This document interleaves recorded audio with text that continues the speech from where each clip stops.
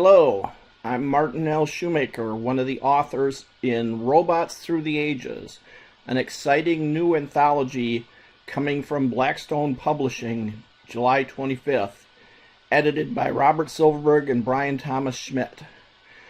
This book is a history of robot stories across the field of science fiction going back more than 100 years, including 3 new stories never before seen just for this volume, including one of mine.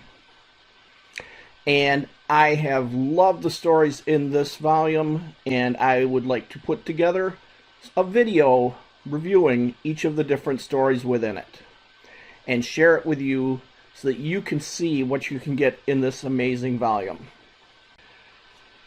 The next story in Robots Through the Ages is Goodnight, Mr. James by Clifford D. Simak.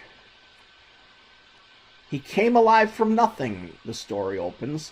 He became aware from unawareness. He smelled the air of the night and heard the trees whispering on the embankment above him, and the breeze that had set the trees to whispering came down to him and felt him over with soft and tender fingers, for all the world as if it were examining him for broken bones or contusions and abrasions.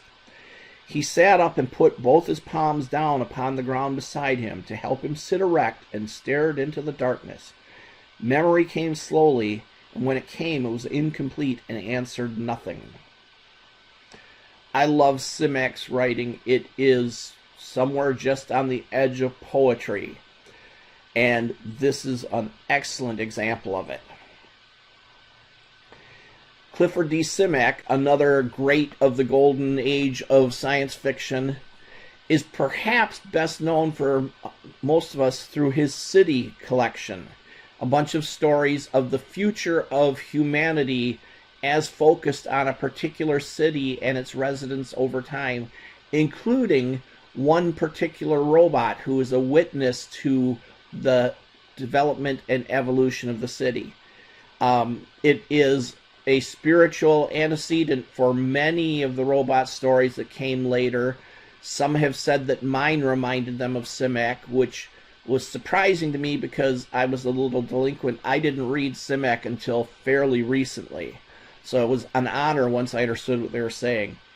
So Simak has a connection to robots that goes back very far in City, and the QR code on the right can help you find a copy. This particular story is a robot story, but has no connection to City or to the robot of that story. "You fool," the dying Poodley said, death clouding its words as they built up in his mind. "You fool, you half-thing, you duplicate." It died then, and he felt it die, felt the life go out of it and leave it empty. He rose softly to his feet, and he seemed stunned, and at first he thought it was from knowing death, from having touched hands with death within the Poodley's mind. The Poodley had tried to fool him. Faced with the pistol, it had tried to throw him off his balance, to give it the second that it needed to hurl the mind-blasting thought that had caught at the edge of his brain.